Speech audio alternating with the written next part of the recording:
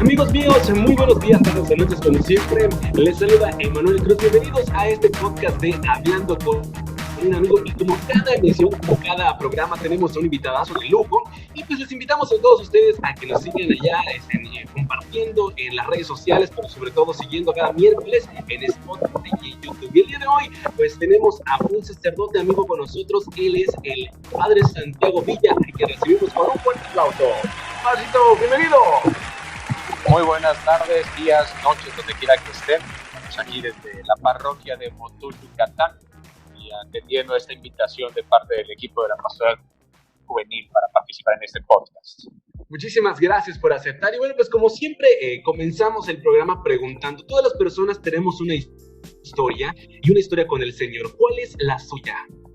¿Cómo comienza todo? Es una historia respecto a mi vocación que probablemente se pueda trazar a los momentos de la infancia previo a la adolescencia, la pubertad a los 9, 10 años, 11 años.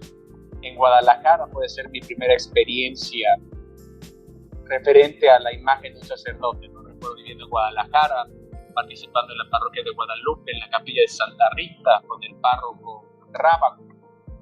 La experiencia de participar en las catequesis infantiles y en las misas con este sacerdote me llamó mucho la atención, sobre todo la alegría con la cual hablaba de este Jesús. Desde entonces me quedó muy marcada la experiencia y la presencia del sacerdote. Eso fue algo que puedo decir, la primera semillita que se fue dando.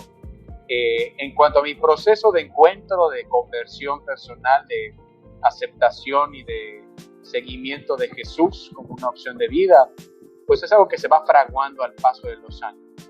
Al paso ya de las décadas, ya con 35 años, puedo mirar atrás y empezar a descubrir pues momentos, eventos, situaciones ajenas a mi control y también decisiones personales que fueron pues fraguando tanto mi vocación cristiana y en un futuro después la vocación específica al ministerio. Puedo hablar de que en mi proceso, mi familia, mi papá y mi mamá siempre tuvieron como un principio básico la formación cristiana, y a pesar de pasar por momentos económicos difíciles, sobre todo recuerdo mucho la crisis del 94, donde mi papá incluso se quedó sin trabajo, siempre el hecho de buscar formación cristiana los llevó a meternos en educación privada, si bien muchas veces no en escuelas de primera línea, sino de segunda o de tercera línea por parte de congregaciones religiosas, en cuanto no ser las más caras, pero sí intentando siempre tener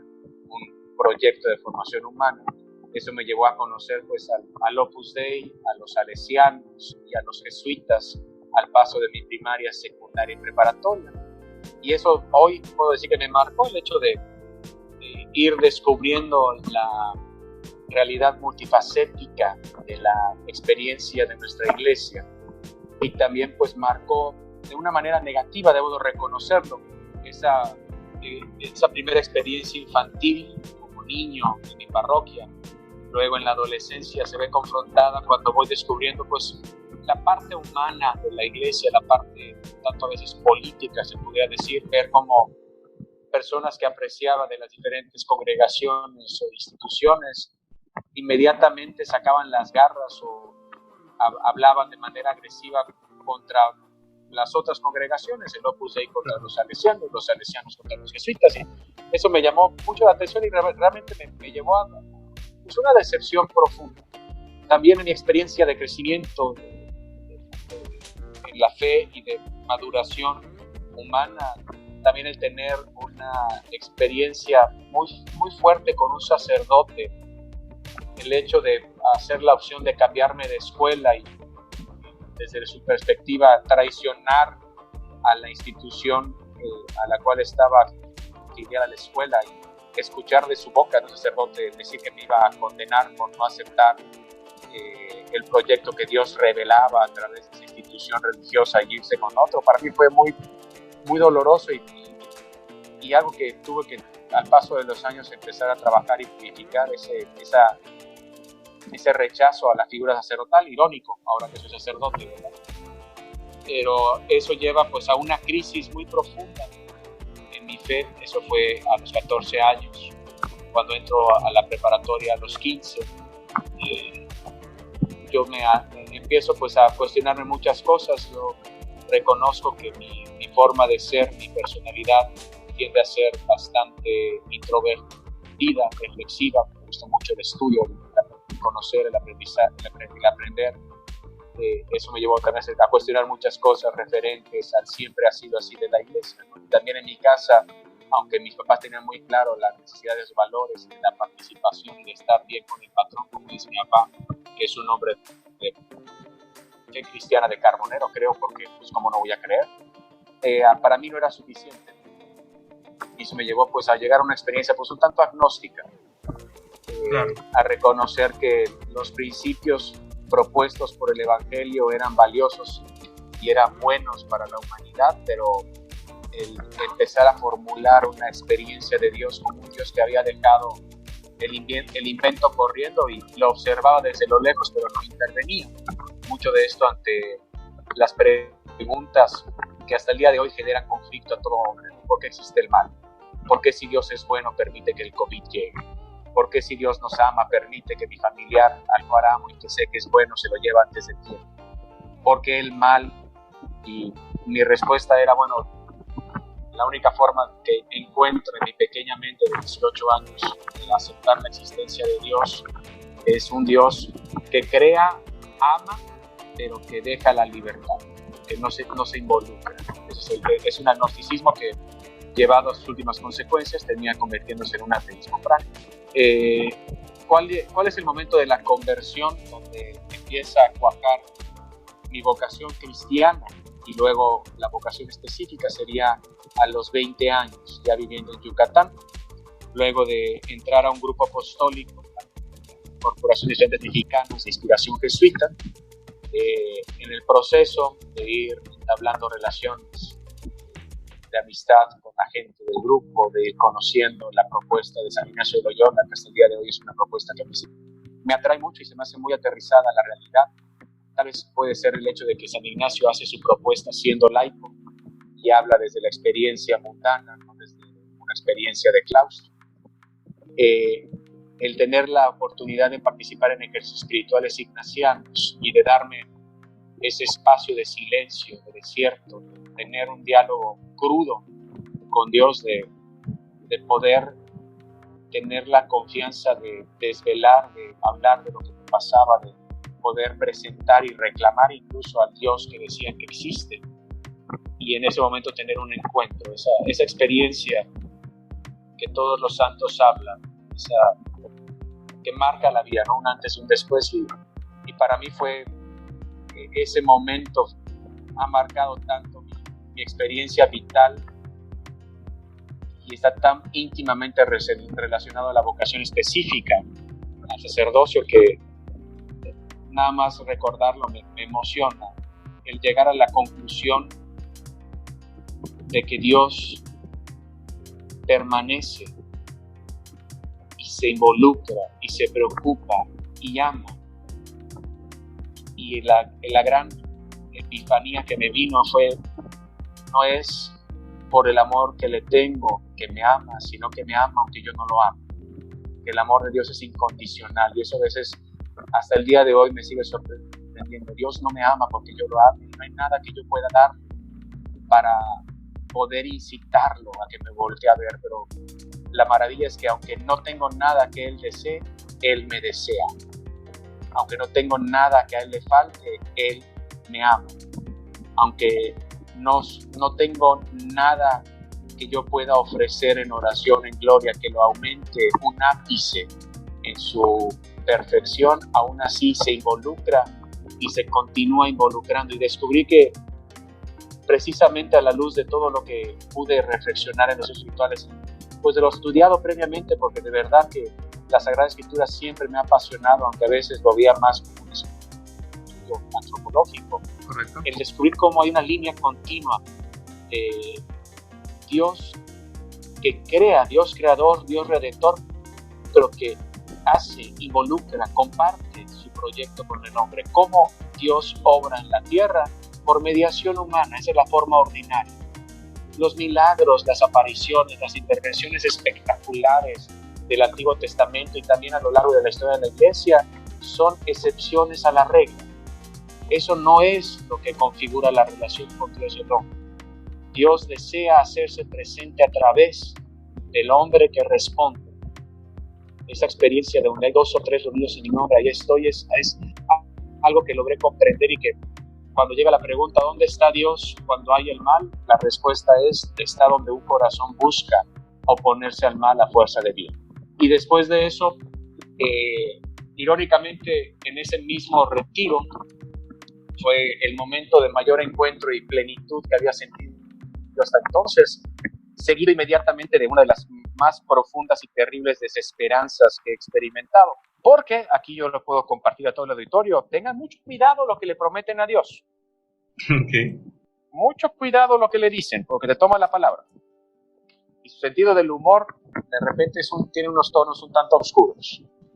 Yo, brutamente, le dije al final del retiro: okay, Señor, a huevo, aquí estoy para lo que quieras, así estoy dispuesto a servirte, vamos a llenar el mundo de santiaguitos, voy a convertirme en agente del Evangelio, voy a comprometerme en la vida cristiana, y que quede claro, no era una experiencia llamarada de petate, porque yo decía, bueno, ¿qué es lo que voy a continuar con mi proyecto de terminar mi carrera de ingeniería química, casarme? No era una experiencia de llamarada de petate, de vámonos a África, convertir a la gente que no conoce, no era, sino el hecho de, Señor, ven a mi vida y vamos a hacer mi vida plena.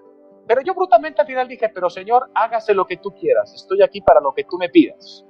Y madres, en ese momento empieza una experiencia, así como la canción de Enrique Iglesias, una experiencia religiosa donde de repente empieza a surgir una serie de emociones, de memorias, de imágenes, donde empiezo a recordar al padre Rábago, donde empiezo a recordar esa experiencia de plenitud, esa certeza de que Dios, cuando está en el corazón, sin importar dónde estés, siempre te lleva a buen destino. Empiezo a recordar esos momentos arduos y tan dolorosos que tuve con diferentes figuras sacerdotales, el hecho de sentirme como una herramienta, no como un destinatario de amor, como un medio para el crecimiento de las obras humanas, no de la iglesia.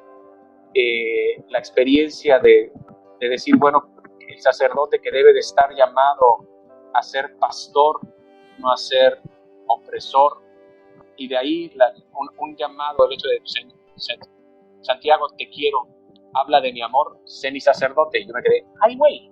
Y aquí, y así fue un tómala, y el evangelio de hoy, por eso a mí me llega mucho, precisamente porque habla de ese tesoro, esa experiencia que tiene el comerciante de perlas o el hombre que se encuentra en el tesoro del campo. ¿Cómo explicarlo? En ese momento, cuando llega esa experiencia tan profunda, yo tenía certeza, una paz profunda de saber de que si hacía esto, iba a ser feliz. ¿Por qué? Porque no era mi proyecto, era el proyecto de Él, y yo sabía que no había nadie que me conociera como Él me conoce, ni que me amara como Él me ama, y dije, sé que si hago esto, el camino más rápido a mi felicidad es este. Y que quede claro, es más rápido, porque también tenía muy en claro que había muchas otras formas de llegar a Dios, pero Dios había decidido de una otra forma, como diría el profeta Jeremías, me ha seducido, Señor, y pues esta es la seducción con la cual me atrapaste. Y en ese momento llega el silencio de Dios. Fue una experiencia verdaderamente profunda y terrorífica, porque Dios calla, Dios se aleja, se acaba esa experiencia de consolación y de explosividad afectiva, y me quedo yo en el silencio. Dios que respeta, y la respuesta era mía, y en eso empiezo a Chicago, 3er año de carrera. Estoy ya viendo hacer los papeles para ver si consigo irme con beca a Francia.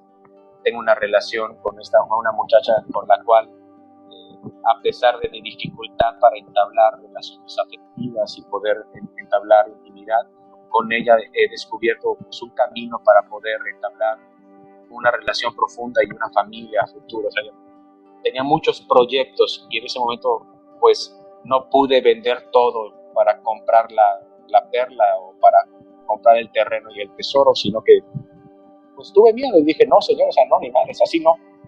Aquí la jugada es que tú te adaptes a mis planes. ¿Por qué no? ¿Por qué no te quedas con lo que yo quiero? Yo quiero tener hijos, quiero tener familia, quiero ser profesionista. No mames con eso del presbiterio. No. Y entonces de la mayor consolación pasé a la mayor desesperación. Jamás he llorado como ese día. Alaridos de agonía, porque sentía que se desgarraba el corazón de saber de que eso era, pero algo que se oponía el hecho de decir no es lo que yo esperaba. ¿Y no considera que tal vez fue miedo eso lo que usted está sintiendo? No, totalmente. También el problema es que dije, pero tú lo prometiste. Decía, pues cuidado con lo que le prometes a Dios. ¿Me explico? No, era un miedo terrible a la voluntad de Dios, decir es que esto no es lo que yo esperaba, y también un acto de soberbia. ¿Por qué de soberbia? Porque yo quería dictarle a Dios la forma en la cual relacionarme con Él. Lo más difícil de la vocación cristiana, desde mi corta experiencia de 35 años, es aprender a dejar ser a Dios, dejarle a Él la guía. ¿Por qué? Porque digo que es muy difícil, porque de manera ordinaria cuando oramos, cuando nos dirigimos a Él, le pedimos por lo que nosotros queremos. Pocas veces le decimos, Señor, ¿qué es lo que tú quieres? Y eso lo viví de manera muy cristalizada y cruda en ese momento. Y después de eso fueron más o menos 10 meses de lucha interna, dejé el grupo apostólico, dejé de participar en misa, dejé de hacer. Mi experiencia en general se convirtió, como dirán en mi casa, un agujero negro que absorbía la alegría y la felicidad, hasta que luego de 10 meses, por una situación de precisamente mi relación de noviazgo, nuevamente recordé lo que había pasado, porque tuve una especie de restricción mental, tratando de olvidar lo que había pasado, y luego de 10 meses de pelearme con Dios, me cansé y dije, bueno, ya no puedo seguirme peleando porque no quiero seguir viviendo así. Y fue cuando decidí empezar el proceso de discernimiento para entrar al seminario. Y fue un proceso donde yo entro convencido en este proceso de inicio y luego los primeros años del seminario, convencido de que hay un llamado, hay una inquietud, pero muy molesto de que hubiera la inquietud. Me preguntaban, ¿estás aquí? Estoy aquí porque creo que Dios quiere. ¿Y tú cómo estás? Muy encabronado con Dios porque Dios quiere. Porque Dios quiere, yo no. ¿Y por qué no te sales? Pues porque lamentablemente Dios me agarró por donde me cuesta. Me agarró por la razón, ¿me entiendes? Como ya tenía la certeza de que existía y había llegado a una experiencia profunda de su amor, sabía que lo que me pidiera era lo mejor para mí, no encontraba razón o una justificación real para decirle que no. Y eso también fue una parte del hecho. Bueno, entré convencido, solamente saldré hasta que esté convencido que Él no quiere. Y esa lucha interna me duró alrededor de 3 años en el seminario. Qué decisión y qué complicado. Y fue bastante duro para mí, me imagino que también para los formadores. Y obviamente pagar los platos rotos, no, crea fama y se dormir. La verdad es que sí me llama mucho la atención esta parte. ¿Y en qué momento de todos esos 3 años, bueno, cuándo fue el día en el que ya se dio cuenta de que sí era lo que Dios quería para usted?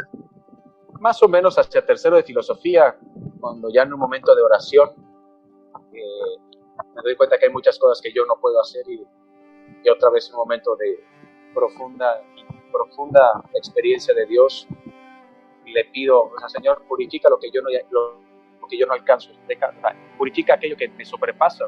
Y en esa experiencia de volver a soltar y volver a renovar la confianza y decir, ok, tú lo que quieras, también llegó la certeza, ¿sabes qué, Señor? No puedo negar que esto también me gusta. Creo que tenías razón. Entonces ya fue no solo estoy aquí porque tú quieres, sino que ya yo también quiero lo que tú quieres. Ya es no solo tu proyecto, sino también es mi proyecto. ¿Me explico? Sí, claro, definitivo. Entonces esa fue más o menos el proceso gradual. También en el seminario yo agradezco mucho pues la paciencia, a pesar de muchas dificultades, muchas limitaciones personales, inmadureces, agresividades pasivas, limitaciones de persona. Mi forma de ser, yo reconozco, tiende a ser bastante inconsistente respecto a la cuestión afectiva. Tiendo a ser muy frío y distante. eso también el seminario gradualmente, pues ir descubriendo elementos en la humildad, aprender a reconocer, aunque en un momento no se entiende y te peleas y con el tiempo descubres que pues sí tenían razón los formadores o por algo pasan las cosas, ¿no? Dios estuvo presente a lo largo de esos 9 años de formación. Y también el agradecer por la intervención oportuna de varios formadores que pues con la mejor de las intenciones a uno le buscaban o le exhortaban a hacer modificaciones de carácter, ¿verdad? Porque eso de cambio es un cambio, y la palabra cambio es demasiado agresiva, implica una modificación, un dejar de ser lo que eres, y eso no pasa, o sea, hay un estrato personal que siempre estará ahí, ¿me explico? Hay una continuidad entre el Santiago de los 35 años y el Santiago de los 10 años. Lo que se hace es modificar, lo que se hace es mejorar, lo que se hace es crecer. ¿Me explico? Sí, y eso en el seminario pues a uno lo ayuda.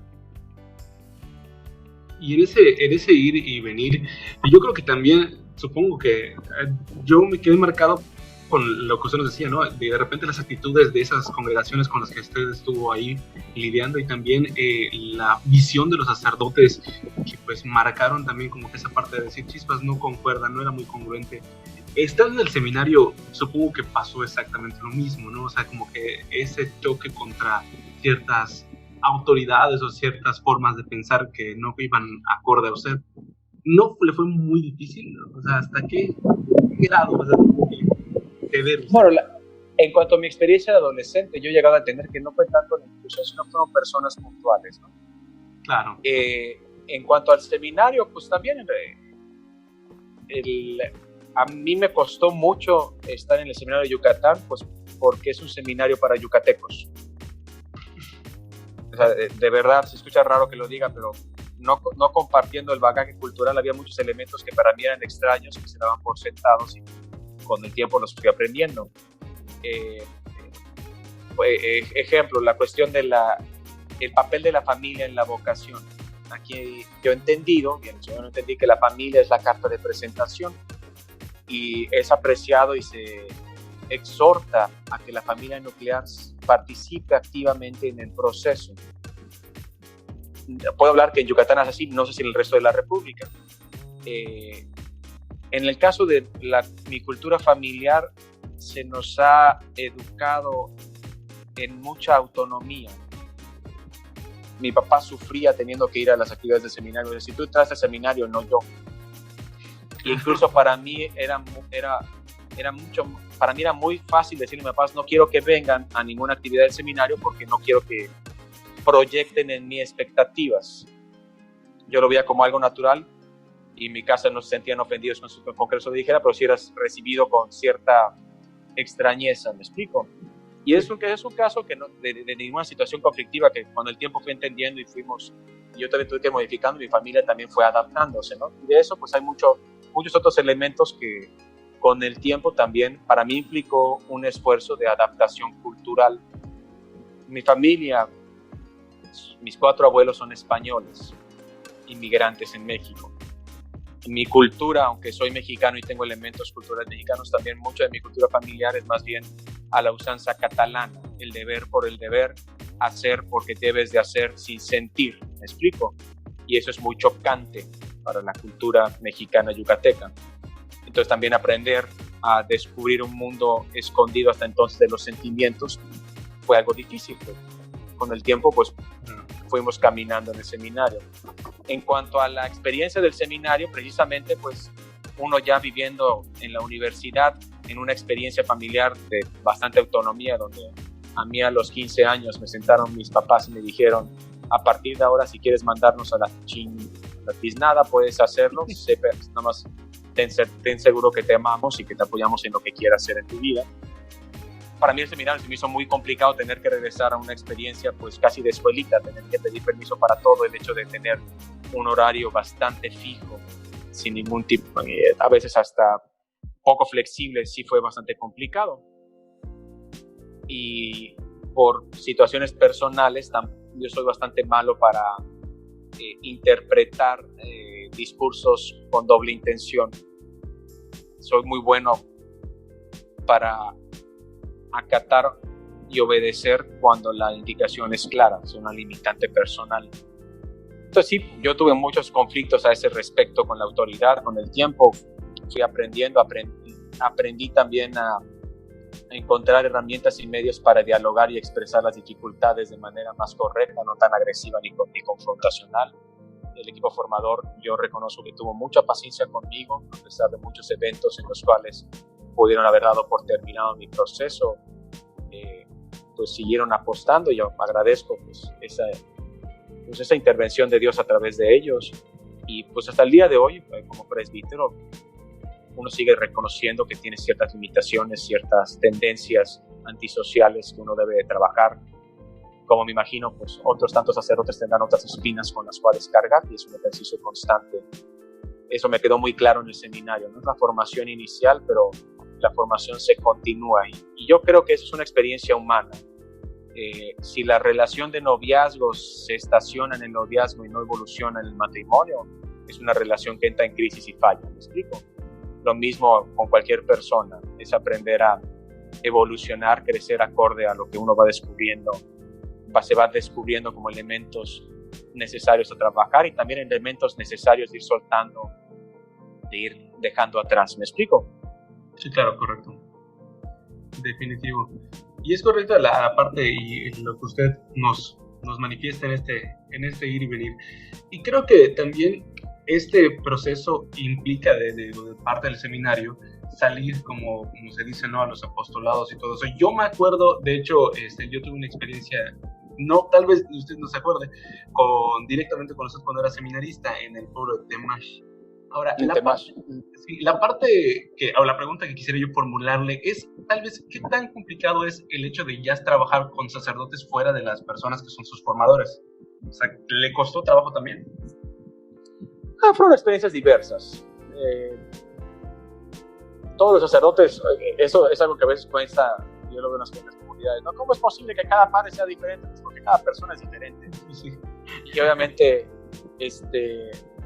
pues tuve mayor afinidad con algunos otros sacerdotes que con otros. Hubieron más roces con otros sacerdotes. Lo que sí puedo decir es que a pesar de los momentos difíciles como seminarista o también como sacerdote joven, en general no ha habido una experiencia desgarradora, o por lo menos en el seminario nunca hubo una experiencia tan desgarradora o tan fuerte que me llevara a perder la certeza de mi vocación. ¿Me explico? Sí. Y en cuanto al trabajo, ¿qué te puedo decir? ¿Con qué sacerdotes yo trabajaba mejor en el apostolado? Cuando tenía indicaciones claras.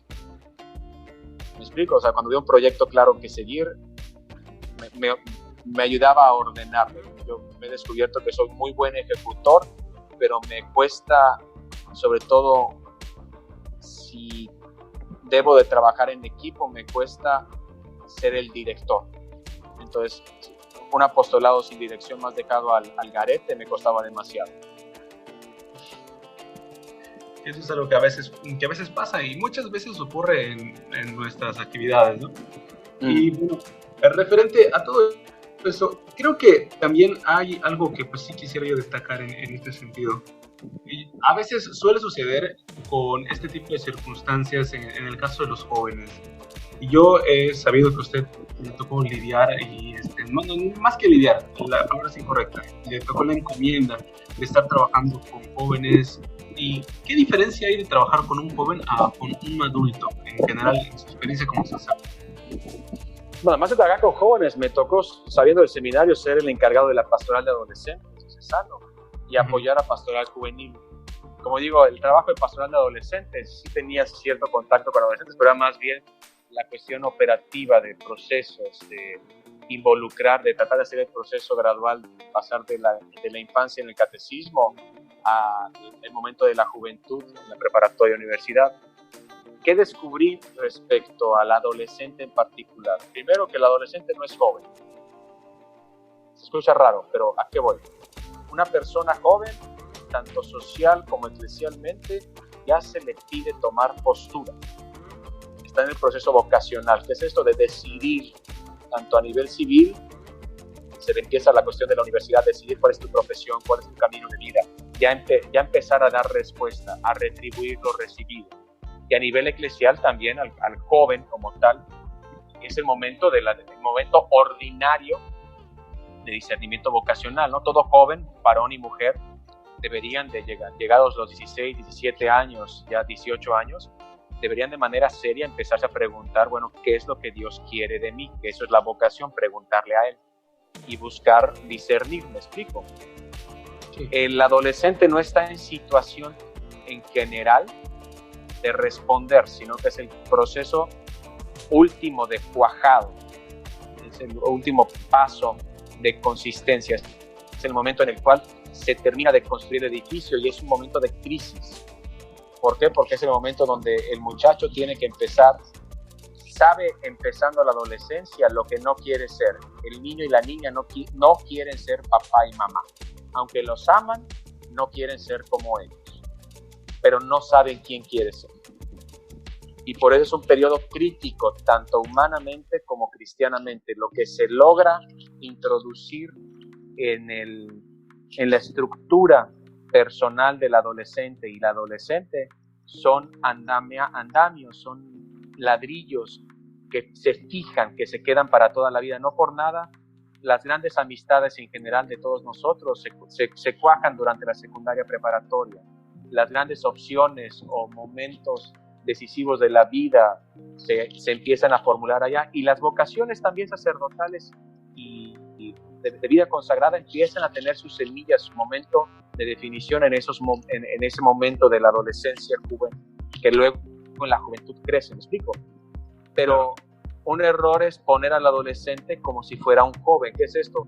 Darle responsabilidades, ponerlo a organizar, el utilizarlo como un agente activo, que ya hacia tercero, hacia final del proceso, poco a poco se le puede ir introduciendo, pero todavía debe de ser visto como un agente pasivo. El último momento en el cual recibe las herramientas para que luego dé una respuesta. Eso es muy importante para que pues también se comprenda esas cuestiones que a veces no son como que bien marcadas, ¿no? Y bien definidas. Y bueno, pues básicamente me queda muy claro lo que usted nos decía, que pues ahora sí que la secundaria fue una parte importante de este descubrimiento y también de pues también lo que marca la parte hacia donde queremos ir. Y bueno, ahora que usted ya está en este caso como sacerdote, digo, ¿qué forma o qué método usted emplearía o está empleando para pues ahora sí como que tratar de marcar completamente la diferencia? Sabemos que a veces pues hay métodos, hay circunstancias y la gente dice es que no voy a la iglesia porque tal padrecito hizo eso, porque tal cosa no me gusta. Entonces, ¿qué es lo que usted hace para poder ahora sí que encaminar al pueblo de Dios y darse cuenta de que pues muchas veces no hay que seguir a las personas sino el evangelio? Pues aquí es para morderse la lengua uno, ¿verdad? Porque uno puede decir muchas cosas, pero la realidad marca otra. ¿Qué te puedo decir en mis experiencias de 3 años como sacerdote? Yo me descubro todavía muy limitado y exhortado constantemente por mis hermanos mayores a trabajar en mi expresividad y mis actitudes de cercanía. Yo continúo todavía pues, con esas tendencias de personalidad un tanto distante, entonces eso es algo que pues hasta el día de hoy, si me distraigo, pues caigo en esa involución de volver a encerrarme en mí mismo, ¿no? Entonces, primer punto, continúo descubriendo que la gente sigue necesitando de una cercanía de parte del sacerdote, una cercanía que muchas veces no he logrado conectar, no he logrado expresar en la necesidad de las comunidades. Yo, ¿de qué manera me esfuerzo por responder a la vocación en la medida de mis limitaciones? Tratar de hacer las cosas bien, en la medida de lo posible ser eficiente y eficaz en lo que se hace, sean las encomiendas que sean. Y de manera personal, a mí me apasiona mucho la Sagrada Escritura y a mí me gusta pues, preparar bien las homilías y tratar de que lo que yo he estudiado respecto a la exégesis, al mensaje del Evangelio, a lo que quiere decir el texto, que quede claro en el momento de proclamar el Evangelio y dar la explicación. Eso es algo que pues, a mí sí es un punto que por lo menos no me gusta llegar a una misa cualquiera que sea sin haber preparado la homilía, ¿no? Suena muy clericalista, ciertamente, pero bueno, no podemos negar que un ejercicio del sacerdocio siempre será la cuestión sacramental. En cuanto a la cuestión pastoral, debo de reconocer que agradezco mucho la dirección de los párrocos. O sea, ellos son, yo reconozco una evidente falta a veces de creatividad, de aplicación de acciones, pero estoy profundamente agradecido pues, por la dirección de los mayores, en este caso Valentín, cuando estuvimos en la capilla, y ahora con el padre Joel aquí en Motul. Y en el caso de ellos dos también, pues las intervenciones y correcciones y pues poco a poco el esfuerzo de cambiar. Debo de reconocer que para mí este momento de cuarentena pues no ha sido algo que me ayude en mi respuesta vocacional. ¿Por qué? Porque es una tentación continua de volver a aquello que no me cuesta, estar solo, de tener tiempo para mí, dedicarme a la lectura, al estudio, no me causa conflicto. Y no he sufrido tanto la cuarentena como otras personas, pero mi miedo verdadero es que cuando esto pase, pues que me acostumbre, ¿verdad? Si de por sí no me cuesta estar, pues querer permanecer con esto. ¿Me explico? Sí, en cuanto a ¿qué debo de hacer? Bueno, lo que descubro en este proceso, todavía empezando como presbítero, todavía muy limitado, eso que dije hace un momento, ¿no? La formación continúa. El hecho de que a uno lo hayan ordenado no significa que seas producto terminado, sino que eres un producto capaz de seguir respondiendo. Y que la respuesta se tiene que ir adaptando, mejorando, porque una vocación que se estanca es una vocación que entra en crisis. Y eso yo se lo agradezco mucho a un padre que hacía la reflexión: si tu objetivo es ordenarte, estás fregado, porque cuando pasa la ordenación, ¿qué sigue? ¿Me explico? Sí, claro. La vocación específica está íntimamente relacionada a la vocación cristiana. La jugada es seguir a Cristo. Sí, y la vocación específica es el medio concreto. Entonces, ¿cómo sirvo al pueblo de Dios? Pues buscando vencer vicios, vencer limitaciones personales, con el fin de responder al proyecto de Jesús, que en este caso es intentar ser pastor. Un pastor para un pueblo que a veces pues me cuesta acercarme y entenderlo, pero confío que en los esfuerzos a veces fallidos o a veces pues con buena intención pero mala dirección, poco a poco ir aprendiendo. Y algo que sí he aprendido a confiar es que a pesar de esto, el pueblo de Dios da mucho más de lo que uno le da. Así lo puedo decir. Y eso definitivamente pues también marca completamente la diferencia. ¿Hay un antes y un después de todo este recorrido en Santiago como persona? Desde el punto del seminario, desde antes del seminario hasta ahorita, sus 3 años como sacerdote. Hay muchos antes y después. Creo que en la medida en la cual uno va profundizando en la respuesta, por ejemplo, hay un antes y un después de Santiago, como no era niño con Rábago. Hay un antes y un después muy marcado en la secundaria. Hay un antes y un después muy fuerte en el momento del encuentro con Dios y la vocación específica. En el seminario hay un antes y un después en tercero de filosofía, cuando tuve que hacer un acto de renuncia, decir: Señor, si tú quieres, se va a hacer, porque yo ya no puedo. Yo ya hice lo que me tocaba y parece que pues ya, si tú no intervienes directamente, este show pues se acabó. Si tú quieres ser sacerdote, hazte lo dejo. Y como sacerdote hay un antes y un después.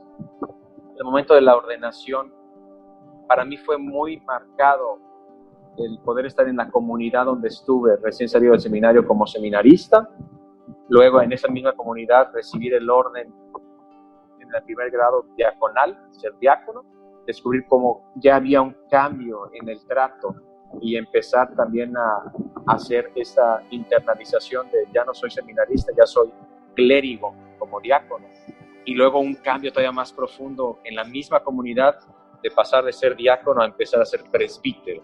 Descubrir cómo también la sensibilidad de Dios, ese sensus fidei, la sensibilidad de la fe del pueblo, que pues ven en el seminarista la potencia de un presbítero, ven en el diácono ya ese joven que está ya próximo a llegar al objetivo de ser presbítero, porque que quede claro, en mi parroquia también había un diácono permanente y había una clara distinción entre el diácono permanente, que sabían que era un hombre de fe casado, pero que servía a la iglesia y que su servicio era precisamente ese, y el diácono transitorio, que era en miras a ser pastor de la comunidad, a hacer un apoyo directo de Valentín, y luego ya como presbítero, ¿no? Entonces, esos 3 momentos para mí fueron muy marcados, y también como de manera personal el empezar pues también una constante corrección fraterna es el hecho de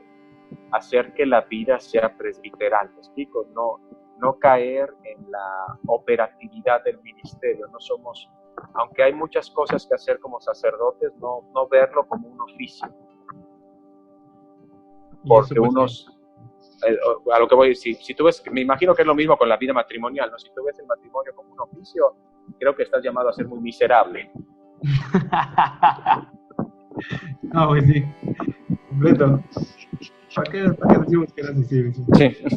Oiga, y pues básicamente ahorita en época de cuarentena, como dijo, de repente este tiempo en el que pues estamos pasando demasiado pues, tiempo, valga la redundancia, en casa, a veces pues empieza, como se dice, la generación de vicios. ¿Qué consejo en este caso le podría dar a los jóvenes para que pues también estando en casa busquemos la manera de cómo acercarnos y, pues, a Jesús, ¿no? Y no evitar ese tipo de incidentes?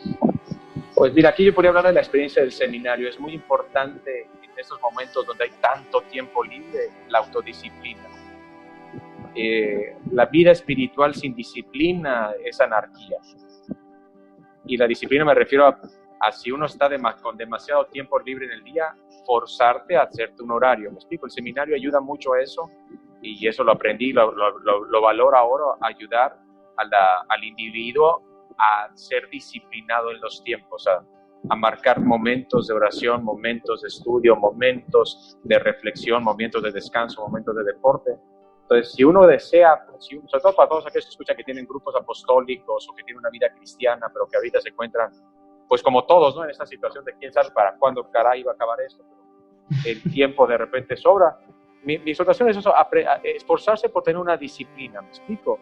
Tratar de formar el horario del día. Bueno, ¿qué voy a hacer?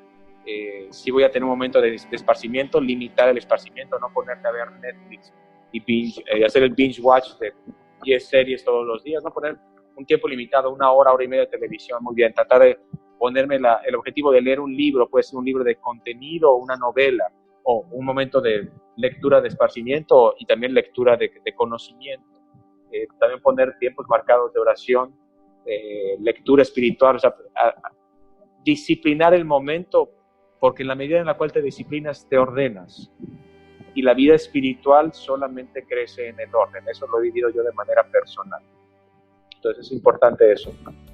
Yo de manera personal, cuando vi que esto se venía, precisamente para no caer en la trampa, pues busqué sacar, ¿cómo se llama?, un diplomado de la Pontificia de México.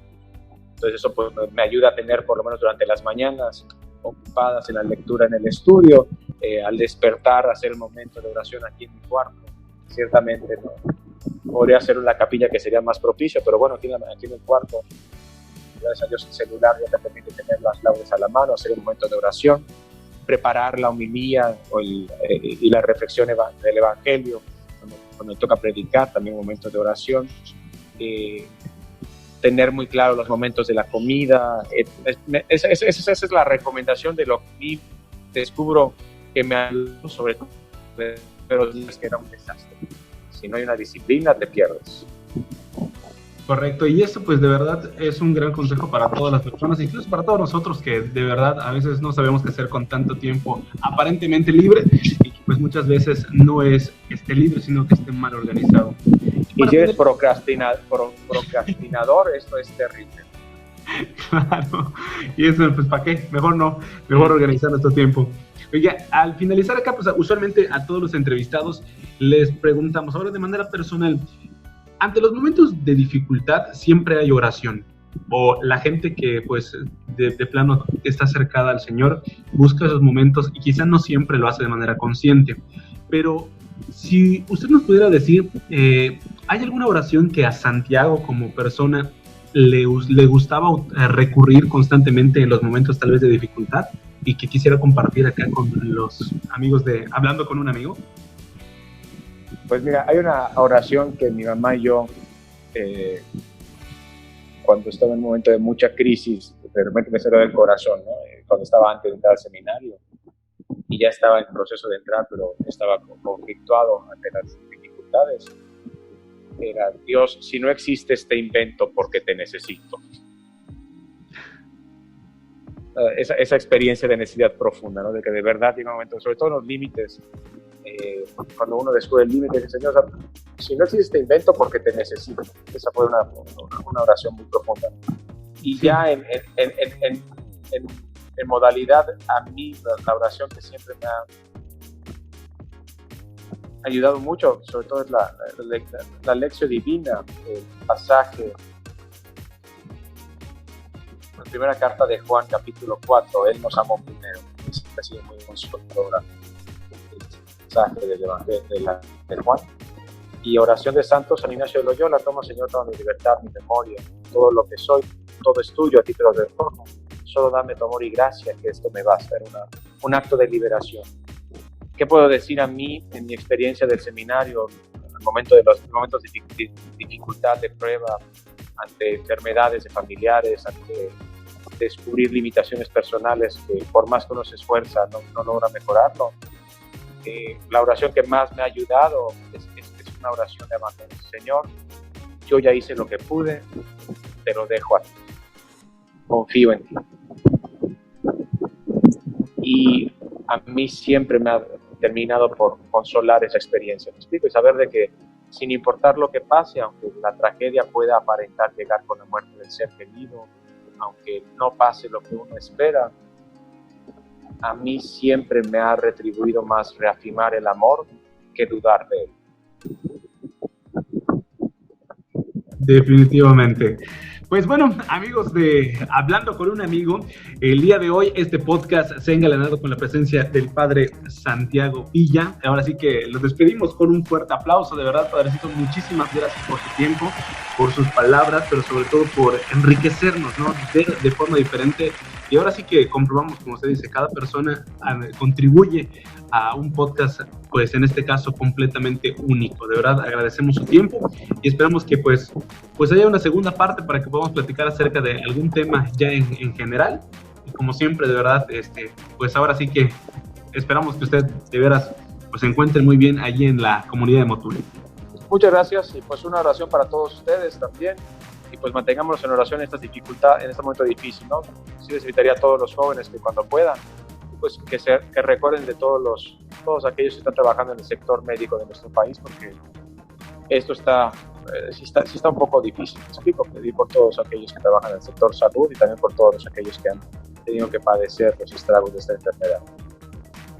Es correcto, así que pues amigas y amigos, muchísimas gracias, bandita. Como les decimos, cada miércoles les invitamos a compartir este podcast en las diferentes plataformas. Estamos en YouTube, Spotify, síguenos en las redes sociales, en Facebook, Instagram, y sobre todo recuerda que siempre que tengas la oportunidad de poder compartir las cosas, hazlo de la mejor manera con quienes tengas cerca. Mi nombre es Emanuel Cruz, nos escuchamos en la siguiente emisión y esto fue Hablando con un Amigo.